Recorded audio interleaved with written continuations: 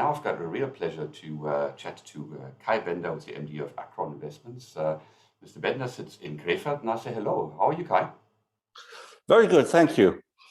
Excellent. You've got a very interesting background there. I did not know that there is a bridge of that size in front of the Matterhorn. We put it there. You put it there. Fantastic. Yeah, it's the Matterhorn together with the Golden Gate Bridge, and we thought they both fit very well together. That looks like it, and it certainly leads me to this very, very first question. Acron, what do you do? What does Acron do, and where do you do that? We are real estate investors, and so we invest in real estate. We like to invest in hotels, but we invest in other asset classes as well, offices, residential projects, logistics. So everything you can imagine. Everything to do with real estate. Now, we are obviously more interested as the PKF hotel experts in the hotel side of things. We're looking back on 16 months and hopefully not too many more of a never been present epidemic and crisis. Has the current pandemic changed your approach to hotel investment? Not really. We tried to do cherry picking before the pandemic, and we still do so.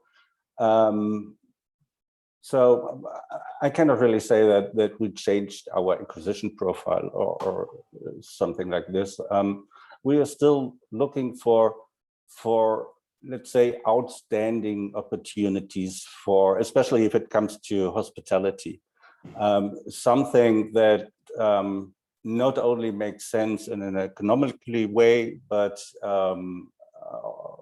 something that is good for emotions as well.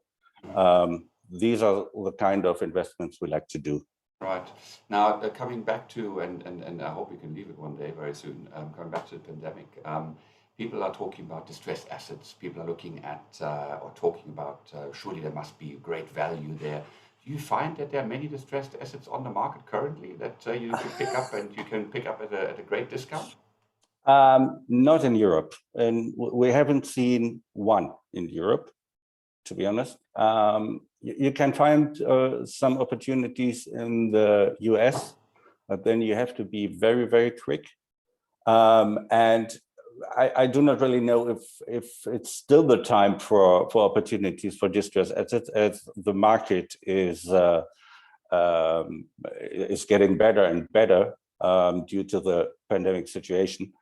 But in Europe, I haven't seen any distressed property. Why would you say that is? Because the layman would think that hotels having been closed for many months, people having been laid off, the outlook not being that great. And again, I say the layman. Why is it that there aren't those assets that everybody, in a layman terms, thinks they're easy to pick up? To be honest, I don't know. We thought there would be distressed assets, and I think everybody thought there would come distressed assets to the market. At the very beginning, everybody says, okay, it's the second quarter 2020, and then everybody says, okay, then it's the third quarter 2020, but they didn't show up. So I think, well, those programs, those governmental programs in Switzerland, for example, and in Germany, they worked.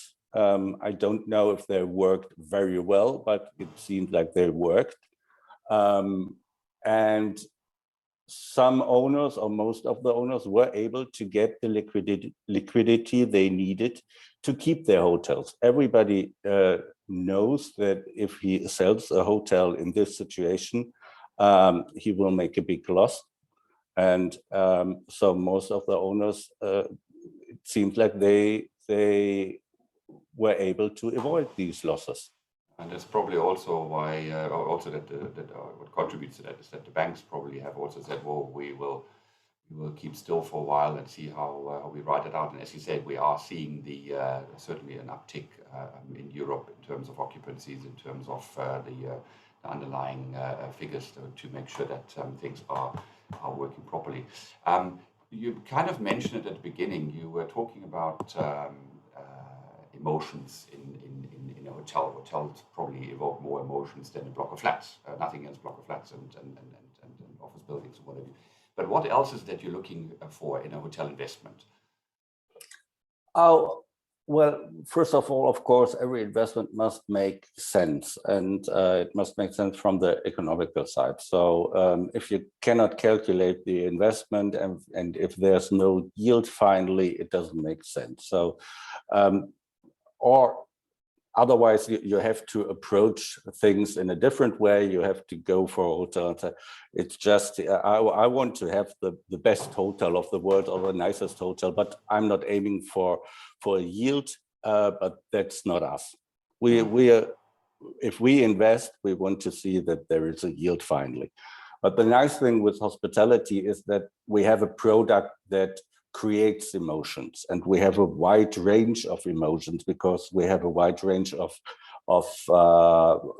products, very different products. We have the 5-class luxury hotels, we have 3-star design hotels, and it seems like the range becomes even wider, and that is something that we like it very much, and we like to approach our investors with this kind of project or property, because they know, everybody knows hotels, everybody has stayed in a hotel, and we can carry emotions from us to the investor. That is the very nice thing about it. Now, you said already that you're looking across the whole range or the whole spectrum from a 3-star to a 5-star luxury product. Locations, are there any preferred locations that you have, or as long as that makes sense, you will go there? Of course, it's easier for us if we go for the distribution with the investment and try to convince our investors to take part in an investment. It's easier if you have a location you don't have to explain. That's why I cannot say we don't care about the location, but in the first step, it's very important that the product fits to the location. It's not only the location, the product must fit. And if it's a fit, perfect. And if it's a fit, we can go for locations that needn't be one of the big 7 cities in Germany, for example, or the high-class retreat resort location or whatever. But it must be a business case, and it must make sense. That's the important thing. Yeah, we were speaking about yields. What kind of yields are you looking at the moment, let's say in Germany? It depends on if we join a development, if we become the development partner, or if we go just for a buy and hold investment. And of course, it depends a bit on a bit the emotional factor as well. But if we go for a development, we think we still have to create something that is a double-digit yield, so 10% above. Mm-hmm. If it's a buy and hold, we must offer our investors at least 4.5%, 5%, 5.5% in that area. Okay.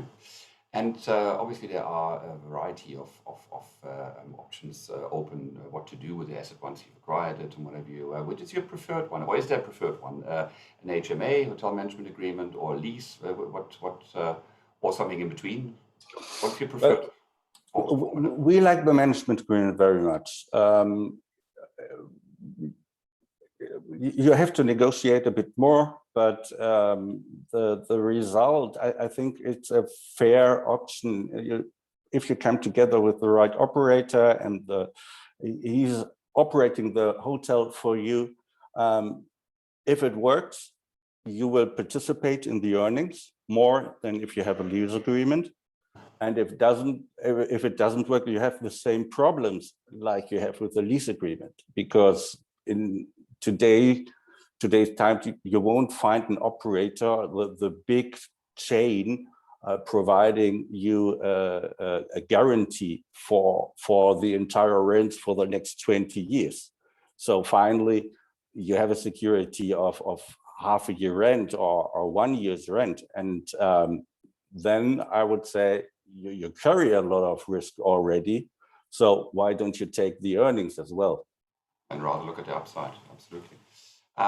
Now, with the experience that you gained over the few years, or many years that you've been operating these kind of investments, if there was something you could change in the hotel sphere, in the business of hotels, what would you change, or possibly even can change? Because when I look at your portfolio, there are enough assets there to consider yourself a pretty big player. Is there something where you say, that has always bugged me and I really would like to change it? Not really.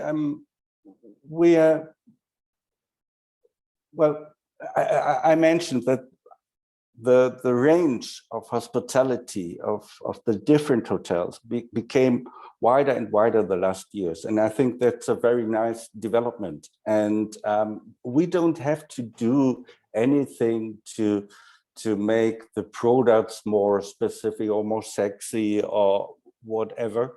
Hospitality does it by itself. If you compare today's hotels with the hotels 10, 15 years ago, they are so, there's much more excitement and they are more attractive, and there are a lot of niche hotels as well. If you would like, maybe you are more for the boutique hotel or boutique hotel fan, and the other one likes this huge 500 rooms hotel, but it must be cheap or whatever. The range became incredibly wide, and that is just a very nice development. And I don't think that we have to change anything there. Yeah, as you say, it gives you the opportunity to really have horses for courses and the right brand and the right outlook and whatever for a particular investment, wherever it might be. I mean, if you look at the explosion of brands that we've seen, it's phenomenal. And in particular, if you look at the HMAs, then the whole range is open to you, right from the luxury product right down to the budget product. Absolutely. Now, looking ahead, because we want to leave that dreaded past behind us, let's hopefully not talk about this too much longer, but looking ahead, next 5 years, what are they looking at, and where do you see the lovely German word Sahnestückchen, the cream slices coming up? Where do you see there are regions or cities or countries where you say, this is where we would like to get involved, this is where we see a good growth opportunity? Well, that's very interesting, but very difficult as well, as we're just hopefully at the end of this pandemic situation, and we all do not really know what impact it will have on all of us and on hospitality especially. So it's very difficult to say where we want to be in 3 years, because I think business hospitality will come back. I think leisure hospitality will come back for sure, but we don't know if it's really 100%, and or is it even more, or is it a bit more or less? That's very difficult at the moment. I think we will still be with our core markets, the US and the Central European markets. I hope that we will see more products and more possibilities to finance products in the leisure area. That might be a chance of Corona all the time after like Corona. Pardon? Like resorts? Resorts, yes. Maybe it's good for the hospitality at home. So German hospitality, nearby hospitality, Switzerland, Austria, because people used the time in the pandemic to visit those countries, and got to learn more about it, and now they would like to go there more often. But this is, I think, the next year and the next 2-3 years will be very interesting, because we will learn how things changed and how the minds of people changed after the pandemic situation. Absolutely, and for how long they have changed or will change. As you say, it's now it's everybody's looking for drivable destinations to get into the car because it's my own safe zone. I don't have to sit in an aeroplane and whatever. So how long will that remain? Time is up, Sure. Unfortunately. I wish we could talk much longer. Thank you so much for your time, Kai Bender. Really appreciate it, and I wish you well while you're looking for those Sahnestückchen, and while we're all looking to get out of this horrible mess that we've been in. Wish you very well, and hope to chat to you very soon. Thank you very much. Thank you very much, Nils. Bye.